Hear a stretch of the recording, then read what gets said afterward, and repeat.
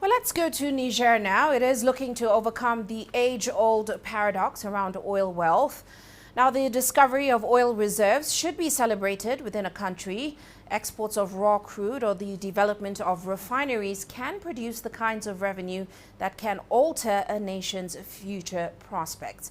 That, of course, helps to create jobs and also fund social welfare programs to help the disadvantaged.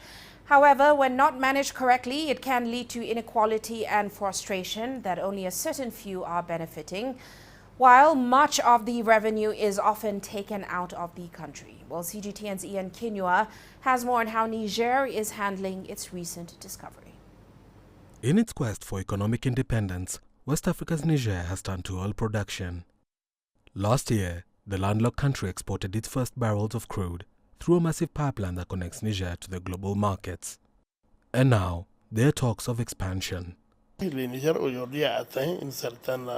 Niger has now reached a certain cruising speed in terms of oil production, and further progress is expected in this area, to the point where the country is considering building a second refinery with greater capacity at Dosso, with a view to satisfying external markets, in particular that of the ESA countries, Burkina, Mali, and many others, including Togo. But for ordinary Nigerians, they're not seeing any of the benefits. The country experienced a military coup in the summer of 2023, with the junta taking power. The takeover, condemned across West Africa, brought on a series of sanctions, which were later lifted. But it meant the regime had got off to a difficult start, and it's failing to spread the wealth appropriately. Well, ordinary people don't see them, because as you can see, Niger is in a rather difficult situation overall. The production and export of 90,000 barrels of crude oil began in a very difficult context, when Niger was under sanctions, when Niger is in a transitional regime, where there are many difficulties facing the government and even citizens in general. According to a recent World Bank report, the increase in Niger's oil production will account to 13% of GDP. However, much of the production is being carried out by foreign firms who take a large chunk of their revenue. Experts argue that for oil to truly benefit Niger, more of the wealth must stay within its borders.